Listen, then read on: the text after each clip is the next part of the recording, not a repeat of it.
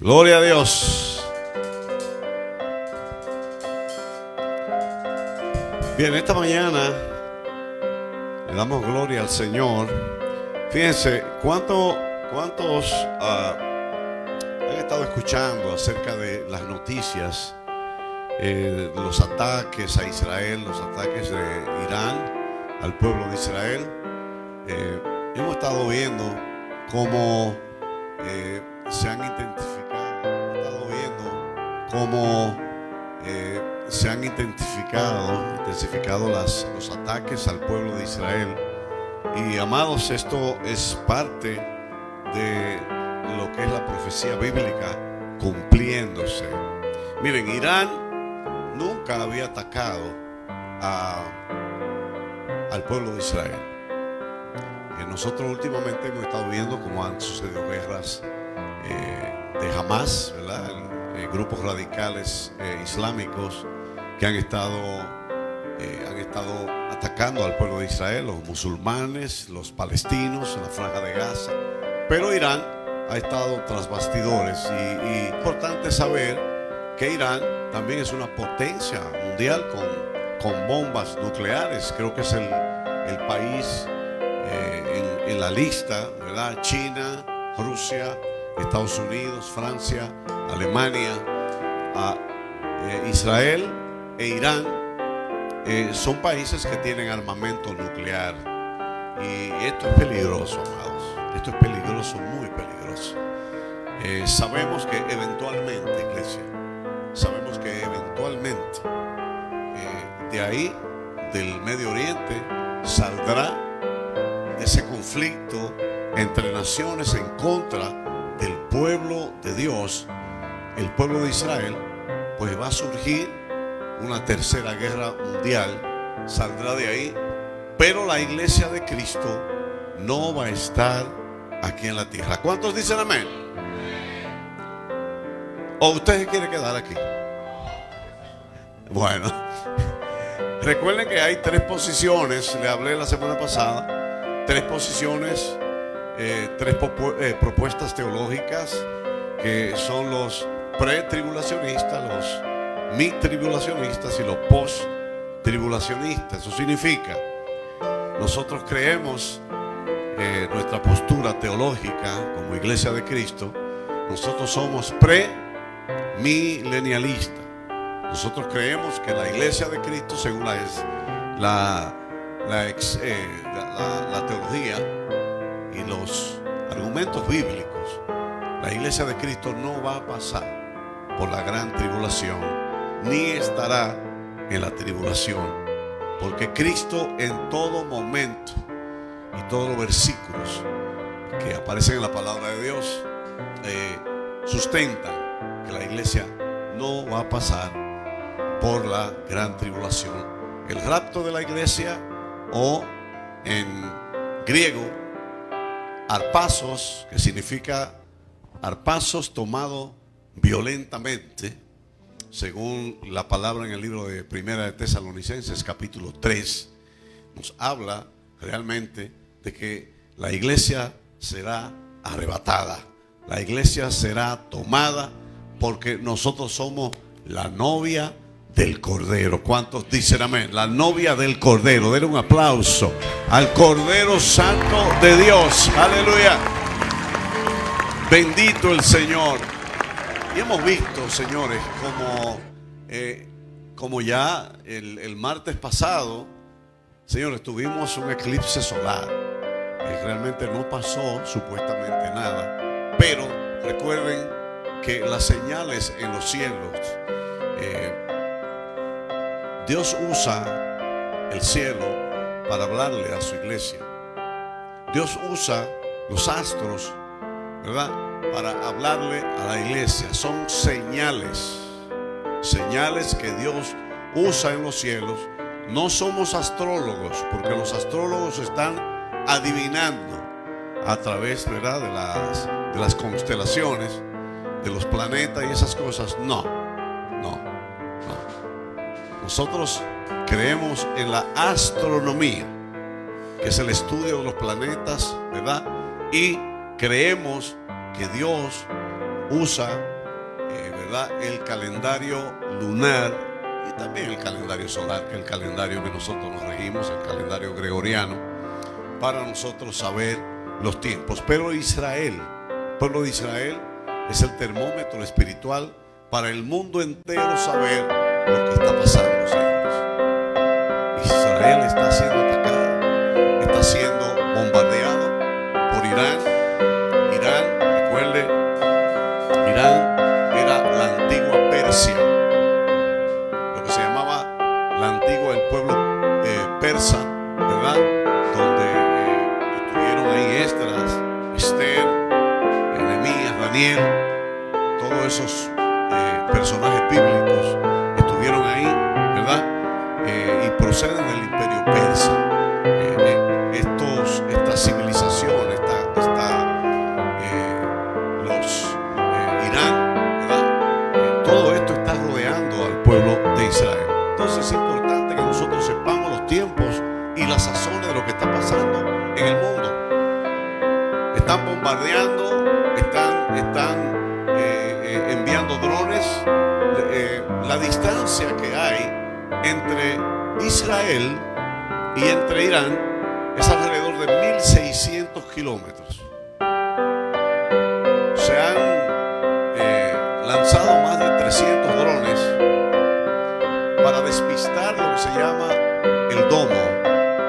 El domo, usted sabe que es un sistema antimisil que ha desarrollado el pueblo de Israel. El mismo Dios ha permitido, si no, ya de Israel no quedaría nada. Con los ataques, señores, la prensa ha estado manipulada. La prensa ha estado manipulada siempre. ¿Por qué? Porque quien está detrás del escenario de todo lo que está sucediendo en el Medio Oriente es el enemigo. Recuerden que todo esto,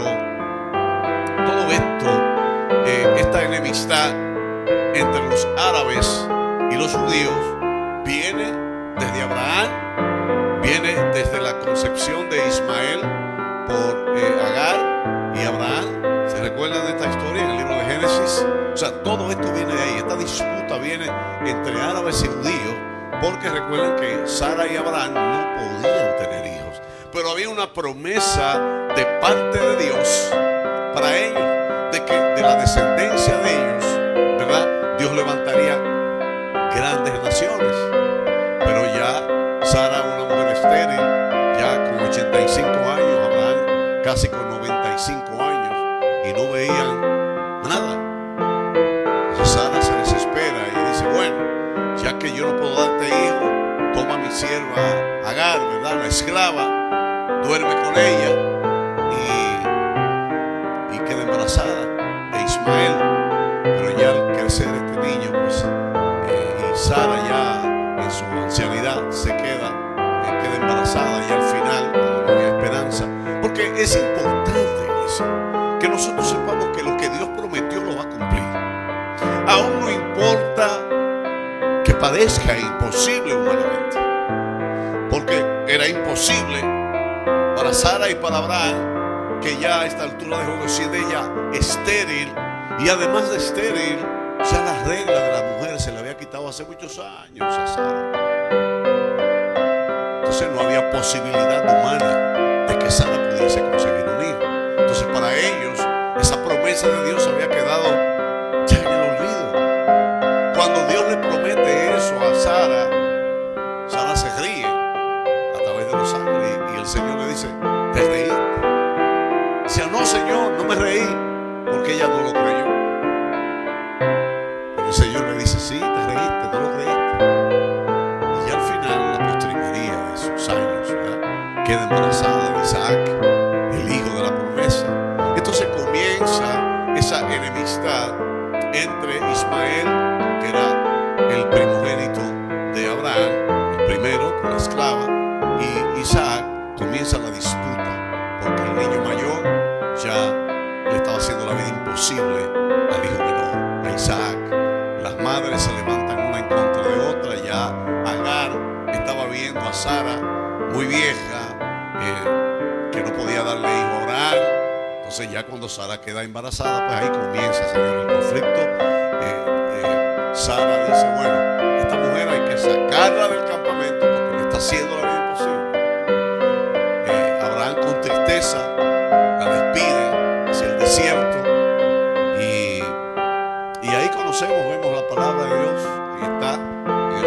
Génesis como un ángel, pues Dios envía ese ángel a sustentar a Agar y a Ismael en el desierto, y Ismael es el papá de los árabes.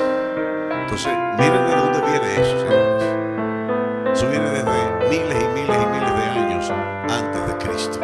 Esa enemistad viene entre árabes, que son musulmanes, la gran mayoría, y el pueblo de Dios. En fin, todo esto viene a colación de que hoy día se está pagando la consecuencia de esa desobediencia.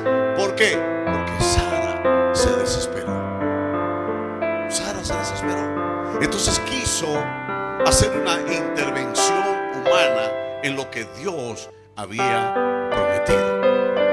¿Se da cuenta? Nosotros no podemos intervenir en las cosas de Dios. A veces cuando nos parece que nosotros podemos meter la mano en algunas situaciones, señores, vamos a dejar que Dios actúe, porque Dios es soberano. O sea, Dios es soberano. Y muchas veces lo que Dios hace no tiene sentido. Hay cosas que Dios hace que tú dices, pero ¿por qué Dios hace estas cosas que no tienen sentido? Y así se llama el mensaje en esta mañana. Cuando lo que Dios hace no tiene sentido, pero Dios es soberano. Diga conmigo, Dios es soberano. Dígalo, Dios es soberano. Diga, no puedo intervenir en sus decisiones. Pues denle un aplauso al Señor. Aleluya. Bendito el Señor. No podemos. Lo que Dios, a veces Dios hace cosas que tú dices, pero esto no tiene sentido. Porque el mismo apóstol Pablo dice que el evangelio es locura para los que se pierden, mas para los de la fe es poder de Dios. Es poder de Dios. Cuando lo que Dios hace no tiene sentido. Mire, hace muchos años, hace quizás algunos 20 años, yo leí un libro que se titula así mismo: Cuando lo que Dios hace no tiene sentido. Y lo escribió un pastor cristiano que se llamaba el Dr. Dobson. Ya murió hace muchos años. Cuando yo leí ese libro, yo dije, wow, porque estaban pasando situaciones y cosas. Y yo decía, bueno, Señor, si tú estás permitiendo estas situaciones en nuestras vidas, es porque realmente lo que a nosotros nos parece que no tiene sentido humanamente, para ti sí tiene sentido. Porque al final nosotros vamos a ver retrospectivamente y vamos a mirar hacia atrás y nos vamos a dar cuenta que en realidad lo que Dios estaba haciendo en ese momento tenía un sentido de poder y tenía un sentido verdadero para nuestras vidas, aunque al principio no lo estábamos viendo.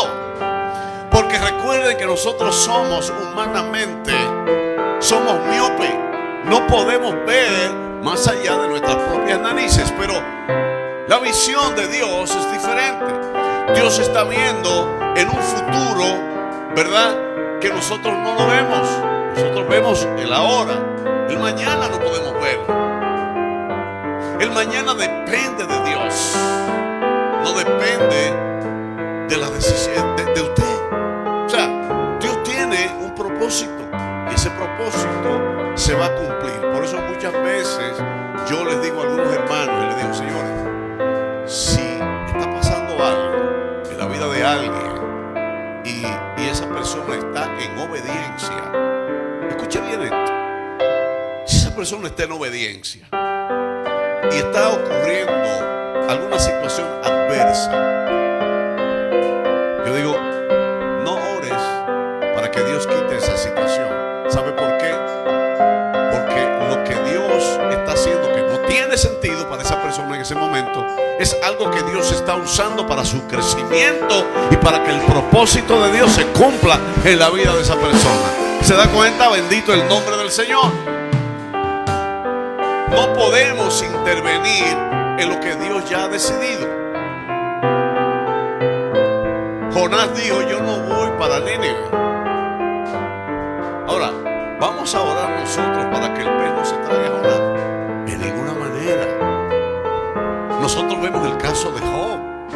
Job era un hombre que dice la palabra que era un hombre justo e íntegro delante de Dios, y le estaban sucediendo muchas cosas. En un día perdió todo. El enemigo llega delante de la presencia de Dios y dice: mira, considera a Job así como tú lo tienes, así cualquiera te alaba y te adora. Quítale esto, quítale lo otro. Y el Señor le dijo: está bien, te doy permiso, quítaselo, pero no toques su alma. Y nosotros vemos que en el proceso doloroso para Job, un hombre justo, dice la palabra que ofrecía holocaustos a Dios diariamente, por si acaso alguno de sus hijos habían cometido pecado. Entonces era un hombre que estaba alineado con Dios, pero le sucedieron cosas malas. Vamos nosotros a orar para que el propósito de Dios no se cumpla en Job. No. O sea, vamos a dejar las cosas fluir. Vamos a dejar que sea Dios el que se glorifique. Por eso yo le digo a la iglesia: señores, si usted ve que algo está sucediendo en su vida, si usted ve que hay algo que no está marchando bien y usted no está en pecado, deje que el río de Dios siga su curso, porque Él sabe cómo va a terminar. Bendito el nombre del Señor. Aleluya. Dice la palabra en el libro de Deuteronomio capítulo 29, versículo 29, dice la palabra: las cosas secretas pertenecen a Jehová nuestro Dios, mas las reveladas son para nosotros y para nuestros hijos para siempre, para que cumplamos toda la palabra de esta ley. Las cosas ocultas son de Dios. Nosotros al principio no vamos a poder entender lo que está pasando. ¿Qué está pasando en el Medio Oriente? ¿Qué está pasando en Gaza? ¿Qué está pasando en Palestina? ¿Qué está pasando en Irán? ¿Qué está pasando en Jerusalén? Hay algo que está pasando, que se está moviendo, pero hay un propósito de Dios para la humanidad y para la historia que está escrita ahí. Las profecías van a pasar, van a cumplirse. Por eso yo les digo a la iglesia: no ore para que no haya guerra. No ore para que no hayan terremotos ni hayan calamidades, porque aunque usted ore, van a suceder. Van a suceder. ¿Por qué? Porque está escrito. Ahora, vamos a orar por alguien que esté enfermo. Vamos a orar por alguien que tenga necesidad. Vamos a orar por las almas. Vamos a orar por los matrimonios. Vamos a orar por nuestros hijos. Vamos a orar por la iglesia. Vamos a orar por trabajo para los hermanos y para que el enemigo no se meta en la vida de los hermanos. Por eso debemos orar, ¿verdad? Oramos por los gobernantes, oramos por Israel. Miren, yo quiero decir algo. Hice una publicación hace un tiempo y algunos amigos, entre ellos pastores, porque yo estoy a favor de Israel. Nosotros como cristianos debemos estar a favor del pueblo de Dios, aunque no estén alineados ni hayan reconocido a Jesucristo como el Mesías. Pero muchos se levantaron en contra de mí y me escribieron, me llamaron de Estados Unidos: pero que tú no sabes lo que está sucediendo con los palestinos. Esos los israelitas están bombardeando. Señores, hay una prensa manipulada. Una prensa manipulada que no te está revelando la verdad. De hecho, aparecen unos videos en páginas que no son tan comerciales, donde usted ve a los palestinos en la franja de Gaza haciendo montaje de niños heridos, y son ellos maquillándolos, ambulancia, esas cosas entre ruinas. ¿Para qué? Para proyectar una imagen de que realmente Israel es el mal. Escuche bien esto: no crean todas las imágenes que ustedes están viendo. No lo crean, porque son imágenes y noticias manipuladas por el enemigo para que el mundo entero esté en contra del pueblo de Israel. No estoy diciendo que ellos son los santos santurrones, no. Lo que estoy diciendo es que ese es el pueblo de Dios. Lo que estoy diciendo es que hay noticias que han sido manipuladas. Lo que estoy diciendo es que hay un grupo que comienza esta guerra, y es el grupo Hamas, un grupo terrorista que comienza secuestrando a 1000 y pico de jóvenes palestinos jóvenes judíos, y vemos cómo comienza un conflicto. Se van a levantar, dice la palabra que se levantará nación contra nación, reino contra reino. Se va a levantar el enemigo en contra. No es desde ahora, Señor.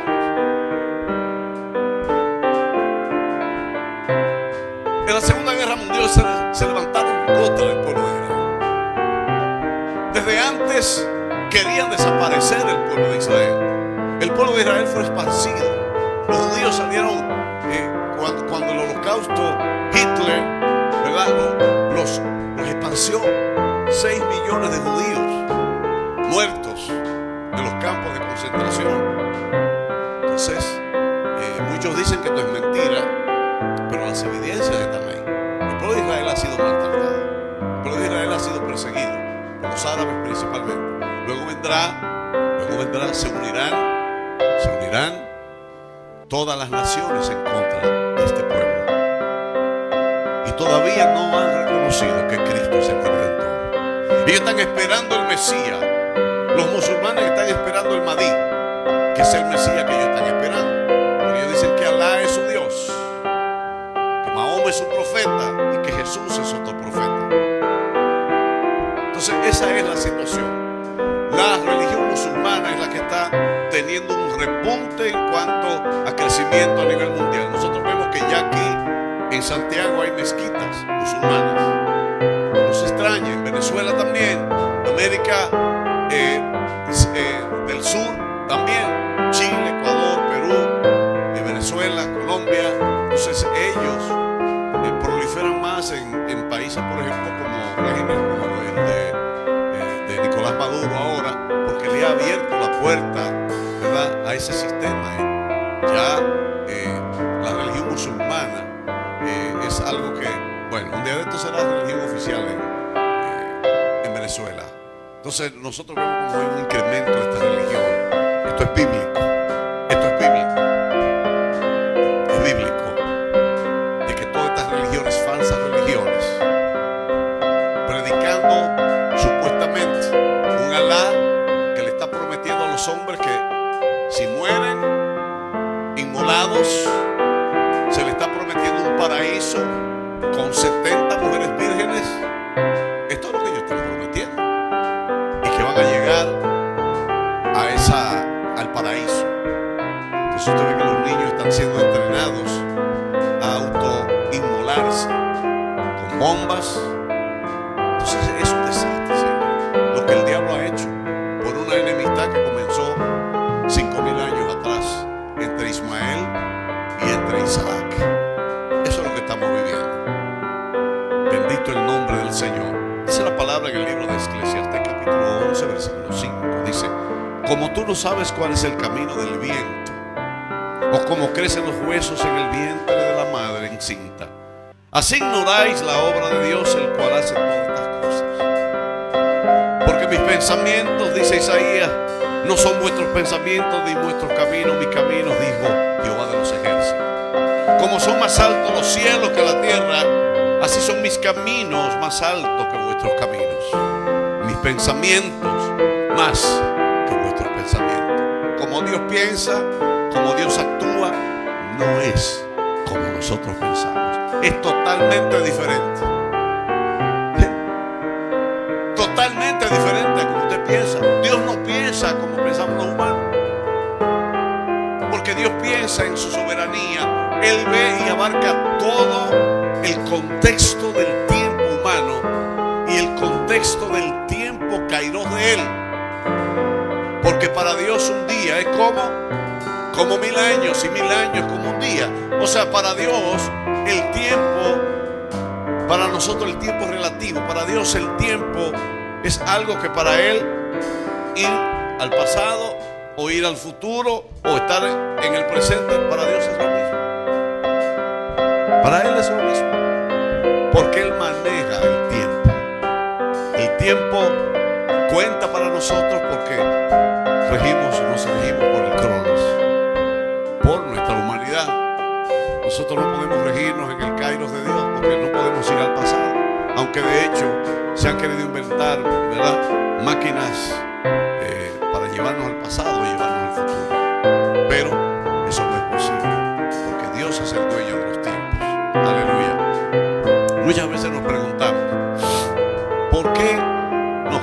enfermedad?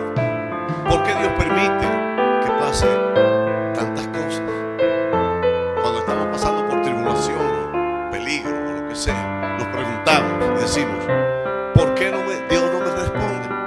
¿Por qué el Señor me dejó solo cuando más lo necesitaba? ¿Por qué me va tan mal y a mi vecino que no le teme a Dios le va tan bien? ¿Verdad que cuántas veces nosotros no nos preguntamos eso? ¿Por qué ese diablo que vive al lado mío o el vecino de enfrente que es un diablo anda en jipeta nueva, anda en casa nueva y a ese tipo no le pasa nada? Muchas veces nosotros no nos preguntamos. Entonces tú dices, yo que quiero seguir a Dios, que quiero servir a Dios, como que no me está yendo bien, como que me estoy chupando un cable.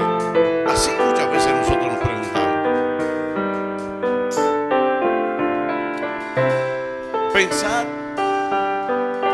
que porque somos hijos de Dios estaremos exentos de calamidades es iluso y peligroso.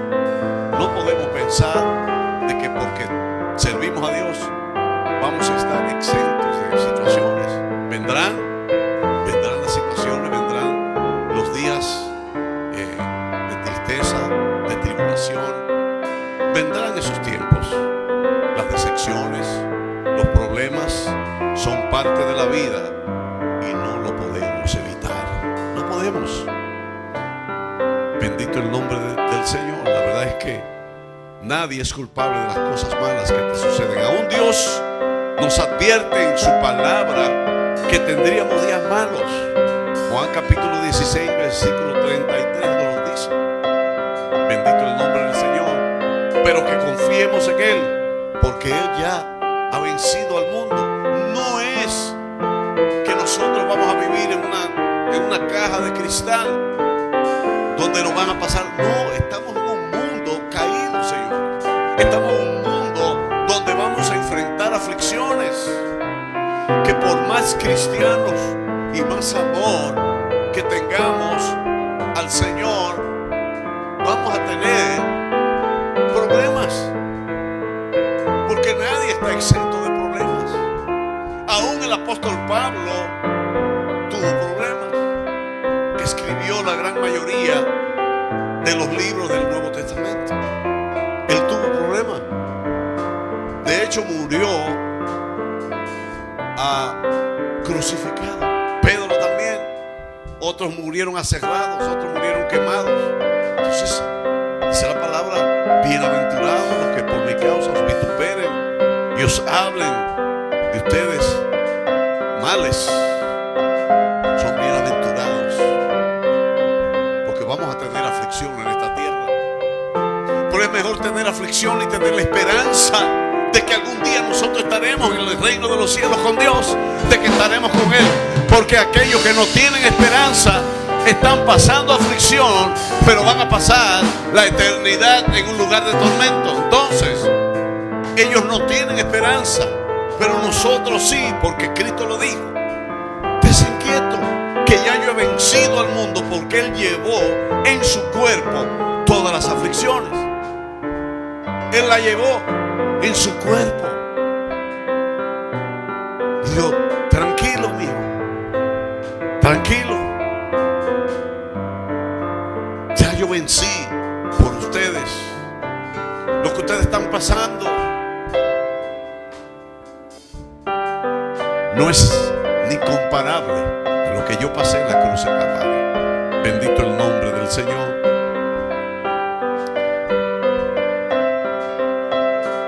Por eso, iglesia, es indispensable aceptar esto y entender que aunque sirvamos a Dios, la vida también nos golpeará. Por ejemplo, David era un hombre de Dios. Fue perseguido por el rey Saúl, a pesar de que el joven pastorcillo había salvado a Israel de la mano de los filisteos. Segundo, Sadrach, Mesach y Abednego, los tres amigos de Daniel, se mantuvieron fieles a Jehová y se negaron a adorar la estatua de oro de Nabucodonosor. A pesar de esto, fueron echados al horno de fuego, pero Dios los salvó. ¿Me están entendiendo? Dios los salvó. No se salvaron del horno, pero Dios estaba ahí para cuidarlos y protegerlos. Jeremías sirvió a Dios llevando su mensaje al pueblo de Judá. A pesar de esto, lo encarcelaron, azotaron y pusieron en una cisterna con lodo.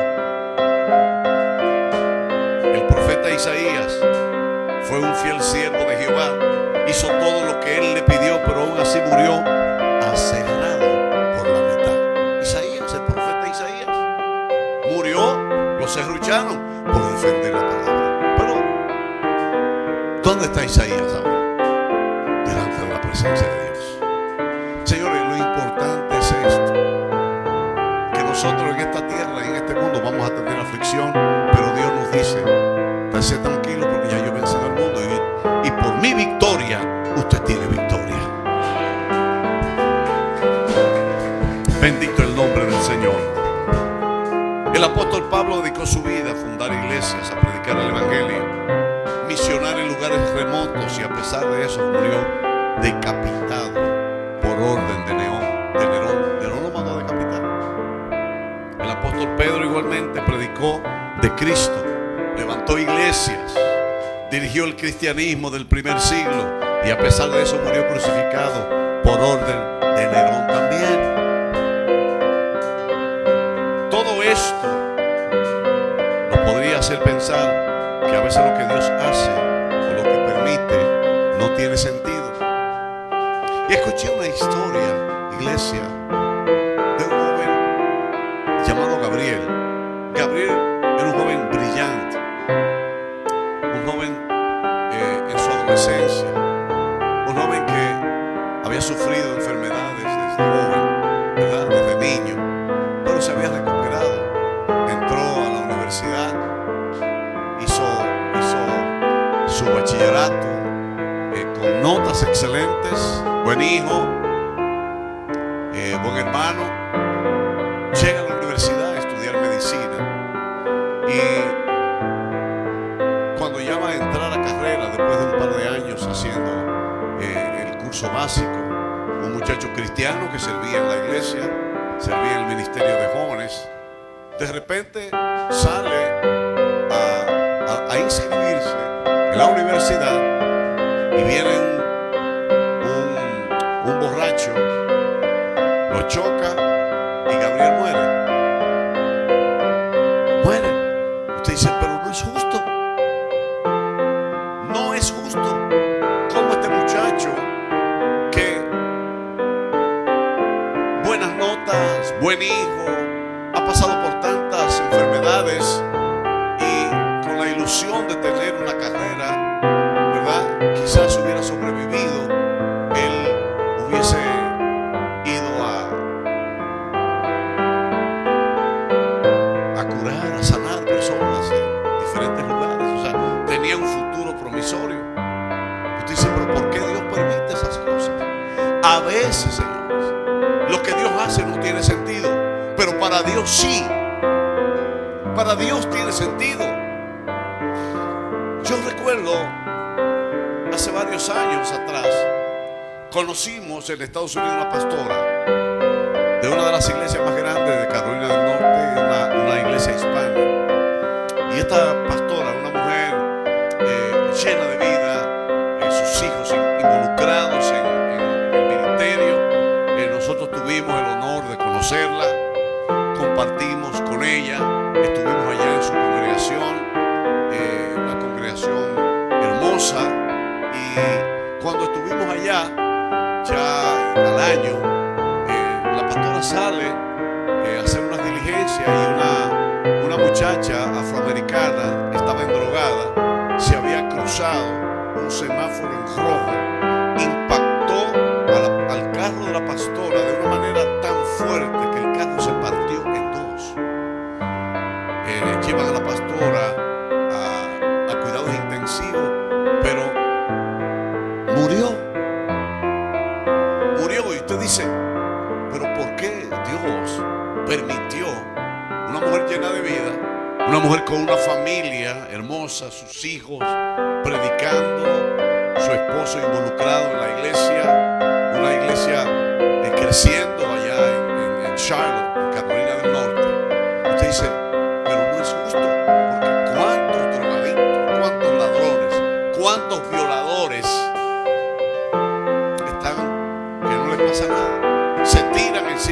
carros y los carros lo desechan y no le pasan por arriba.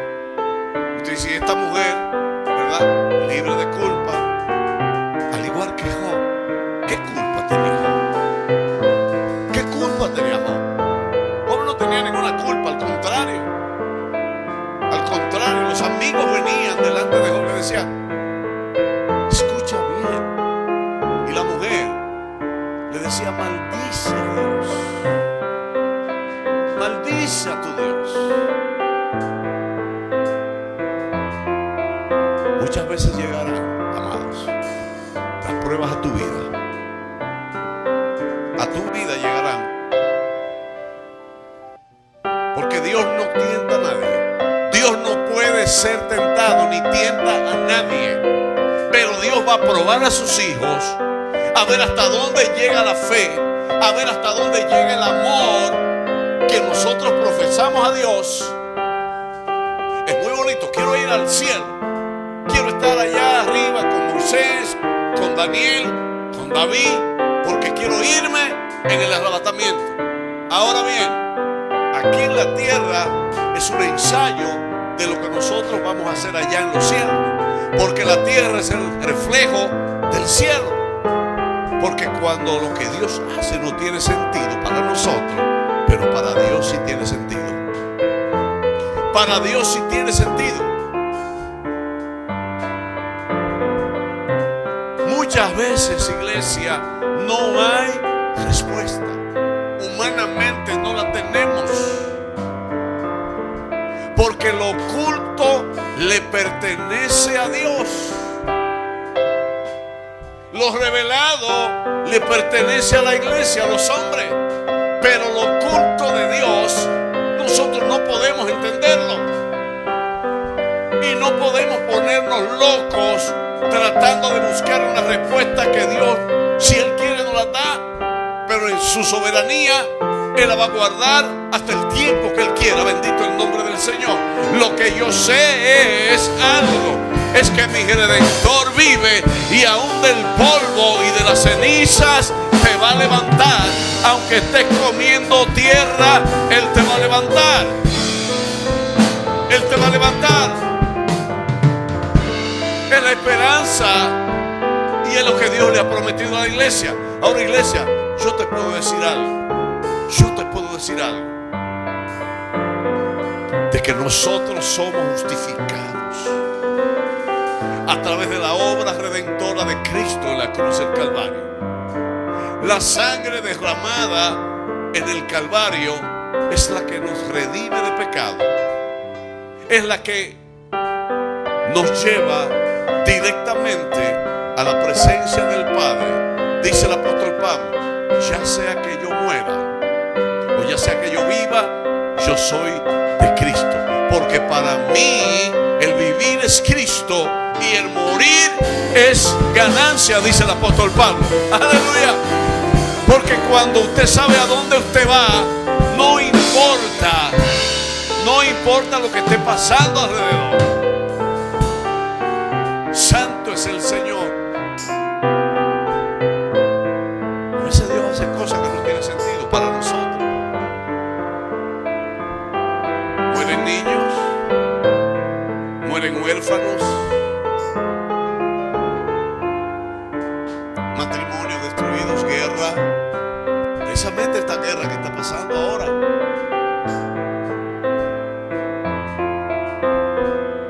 Dios tiene 6,000 años diciéndole al pueblo de Israel, a través de los profetas, a través de Isaías, a través de David, a través de Daniel, a través de Malaquías, a través de todos los profetas, le estaba diciendo, yo voy a enviar a mi hijo, yo voy a enviar al Mesías. Y no lo recibieron. Al contrario, lo mataron y lo crucificaron. Los mismos judíos. No lo recibieron, no lo aceptaron. Dijeron, no, ese no es. Nosotros estamos esperando a uno que llegue con un ejército que nos libre del yugo de los romanos. Eso es lo que estaban esperando.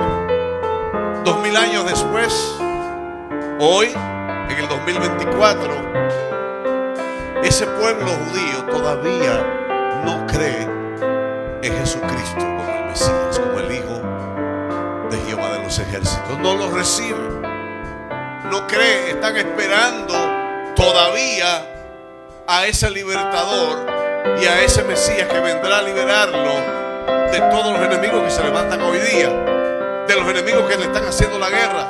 Y todavía no es nada. Se van a levantar los rusos, se van a levantar los chinos, se levantarán todos los países de Europa en contra y se unirán en contra de Israel para borrar a Israel del mapa, porque ese es el propósito: eliminar al pueblo judío, desaparecerlo, porque es una cosita así, del tamaño de República Dominicana prácticamente, en medio de una vasta inmensidad de terreno en el Medio Oriente. Es un puntito, pero ese puntito le ha salido caro al diablo, porque ese puntito, de ahí salió el libertador, de ahí salió el Cristo de la gloria, de ahí salió el Mesías. Aunque su pueblo no lo aceptara,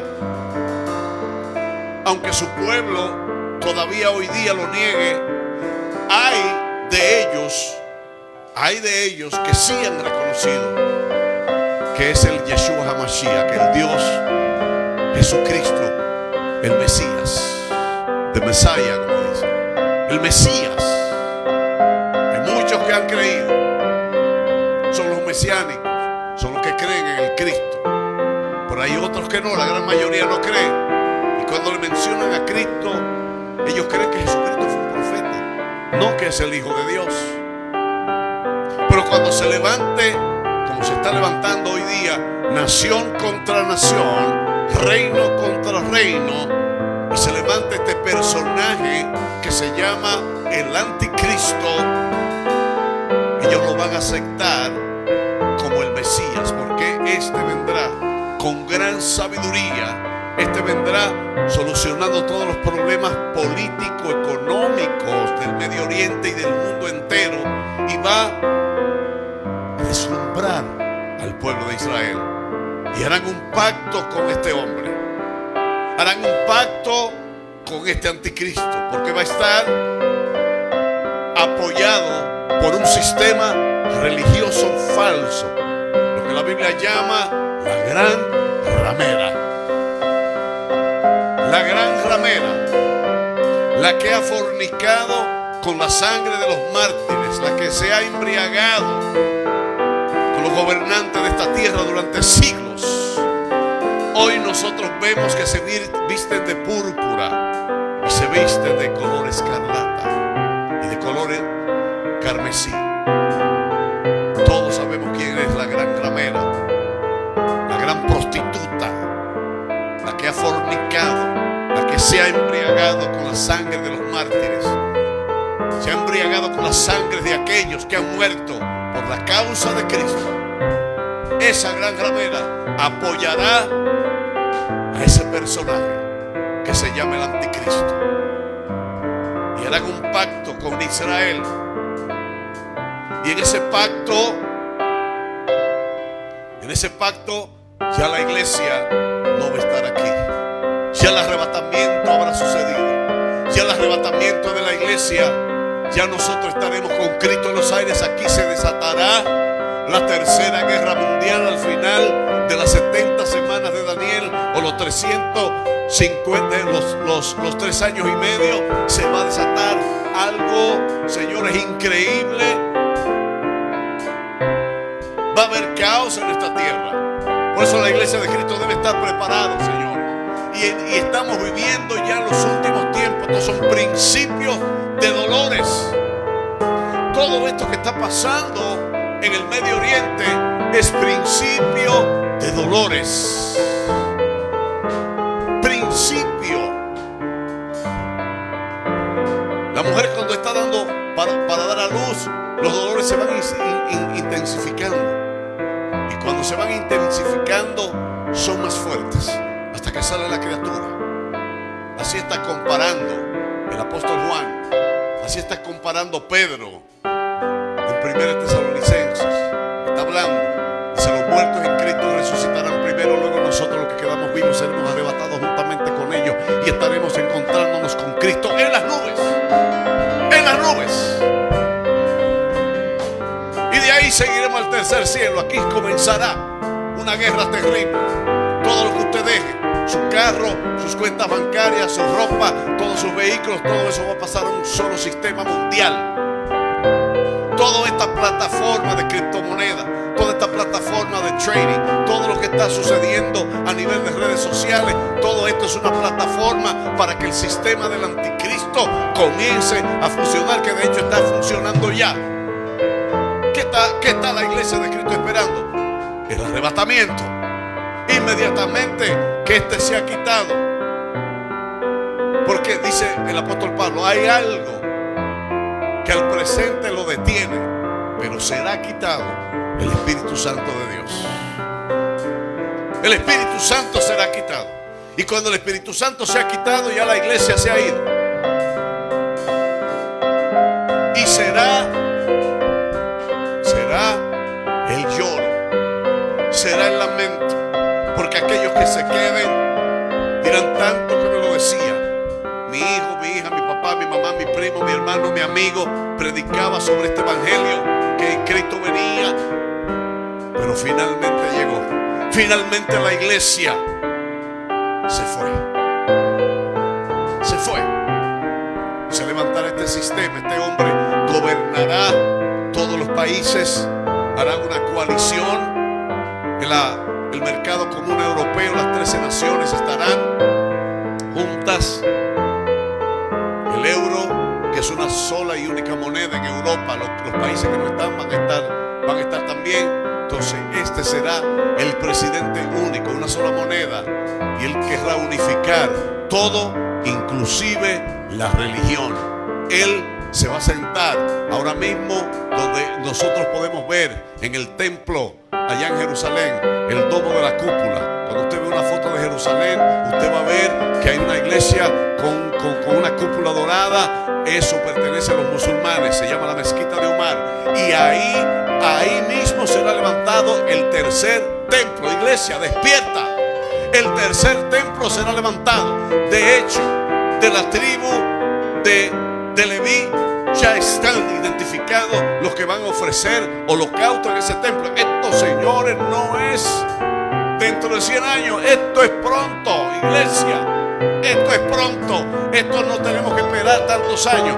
El tiempo, el día y la hora no lo sabemos. Solamente está en la potestad del Padre. Pero podemos decirle que Cristo viene. Maranata, Maranata. La iglesia va a ser arrebatada. La iglesia va a ser levantada. Aleluya. ¿Cuántos creen esto? ¿Cuántos lo creen? Pues denle un aplauso a Dios. Maranata, Cristo viene. Prepárese, iglesia. Aleluya. Este es el mensaje que el diablo no quiere que se predique. Este es el mensaje que el enemigo no quiere que usted sepa. Porque el enemigo quiere que usted esté pensando en cuál es el zapato, el vestido, la casa que va a comprar. Porque mientras la iglesia está entretenida, él está haciendo lo de él. Que el enfoque suyo sea totalmente diferente. Eso es lo que el enemigo quiere. Pues este mensaje hay que predicarlo. Este mensaje hay que dárselo a la iglesia. Mientras usted ve que Israel está siendo atacado, ore más y diga: Señor, ven pronto. Ven pronto. Señores, Irán nunca había atacado al pueblo de Israel. ¿De dónde le sale atacar al pueblo de Israel? Enviaron más de 300 drones, misiles intercontinentales. Para llegar un dron de Irán a Israel se toma alrededor de 8 a 12 horas. Un misil de estos balístico llega en 2 horas. Pero gracias a Dios por el domo, la cúpula de hierro que tiene. Un sistema antimisil, antidrón, que ha desarrollado por obra y gracia del Señor, que le ha dado la sabiduría a su pueblo para que todos los misiles y bombas que le lancen los palestinos, los iraníes o cualquiera, son destruidos en el aire antes de que hagan estrago en las ciudades. En la guerra del 1973, el ejército de Israel, aleluya, eran 3 gatos en contra de los. Se unieron 4 pueblos, entre ellos los egipcios, con Anwar Sadat, y atacaron al pueblo de Israel. Se llamó la guerra de los 6 días. Señores, testimonios de soldados israelíes vieron ángeles, literal, ángeles peleando por el pueblo de Israel. Ángeles peleando por el pueblo de Israel. ¿Usted cree que esos ángeles son reales? Ellos están aquí. Esos ángeles están peleando por usted también. Esos ángeles son millones y millones y millares de ángeles que pelean por su pueblo. Porque hay algo que la iglesia debe entender: es que Israel está allá, pero hay un Israel espiritual, que es la iglesia de Cristo, que es usted, soy yo, es usted, y ellos van a pelear por usted. Bendito el nombre del Señor. Aleluya. No en vano la Biblia afirma en 1 Corintios capítulo 2 versículo 14: pero los que no son espirituales no pueden recibir las enseñanzas de parte del Espíritu de Dios. Todo les suena ridículo y no pueden entenderlo, porque solo los que son espirituales pueden entender lo que el Espíritu Santo le quiere decir a la iglesia en este tiempo. Hay una verdad, son 3 verdades. No voy a decir una de ellas. La primera verdad es que Dios está en control de todo. Esto incluye tu vida, aunque a veces no lo parezca. Isaías 41:10 dice: no temas, porque yo estoy contigo. Aleluya. No desmayes, que yo soy tu Dios, que te esfuerzo. Aleluya. Siempre te ayudaré y siempre te sustentaré con la diestra de mi justicia. Es la primera verdad. Iglesia, agárrate de esa verdad. La segunda verdad es que lo bueno y lo malo, todo, absolutamente todo, sirve para que los hijos de Dios crezcan para bien. Nuestro deber es aceptarlo. Dígalo: Señor, yo lo acepto, lo bueno y lo malo. Bendito el nombre del Señor. Si aceptamos los bienes que Dios nos da y nos envía, ¿por qué no vamos a aceptar también los males? Job dijo: de oídas te había oído, yo había escuchado de ti, y estaba conectado con Dios todos los días. De oídas yo te había oído, mas ahora, después que Él pasó por todas las calamidades, después que Él pasó y se tragó la copa amarga, Él dijo: de oídas yo te había oído, pero después que yo pasé por todas estas tribulaciones, que hasta mi piel se desgastó y se despegaban mis cueros, es ahora que yo me doy cuenta que mis ojos te están viendo de verdad. Entonces, ¿vamos a recibir lo bueno nada más? Vamos a recibir lo malo también, porque al final el nombre de Dios será glorificado en tu vida. Bendito el nombre del Señor. Aleluya. Tercera verdad, y con esto concluimos: Dios tiene planes para ti, para tus hijos. No hay casualidad. En un universo del Señor, dice Jeremías capítulo 29 versículo 11, dice: porque yo sé muy bien, Él sabe muy bien los planes que tengo contigo, planes de bien y no de mal, a fin de darles un futuro y una esperanza. Denle un aplauso a Dios. Aleluya. Yo sé los planes que tengo contigo son planes de bien y no de mal. Aunque ahora tú estés viendo que se te está derrumbando los muros, aunque ahora tú estás viendo que no hay dinero, aunque ahora tú estás viendo, aleluya, que hay enfermedad, aunque ahora tú estás viendo que todo se te está derrumbando y que nadie parece entender, porque tú dices, lo que Dios hace no tiene sentido, pero para Dios sí, aleluya, porque los planes que tengo para ti son de bien y no de mal, para que tú seas sustentado por la diestra de mi justicia. Aleluya, aleluya, aleluya, aleluya. Bendito el nombre del Señor. Iglesia, ponte de pie. Vamos a darle gracias a Dios. Aleluya por este día. Padre amado, Señor, ayúdanos a entender, ayúdanos a comprender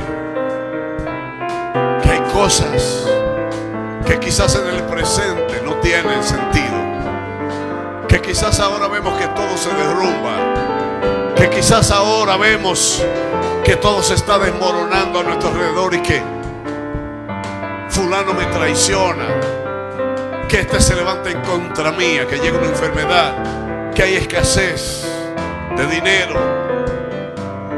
Pero yo sé que mi Redentor vive y aún del polvo tú me levantarás, Señor. Fortaléceme, fortaléceme. Dame más de ti, dame más de tu presencia aún en este tiempo y esta circunstancia, cuando sabemos, aleluya, que tú estás con nosotros. Y aunque se levante guerra, aunque la vida no dé fruto, aleluya, yo sé que tú estás conmigo y que tú me vas a levantar, porque mi confianza no está puesta en hombre, sino que mi confianza está puesta en el dador de la vida, en Cristo Jesús, Señor nuestro. Aleluya, dale un aplauso a Dios. Aleluya. Gracias, Señor. Gracias, Señor.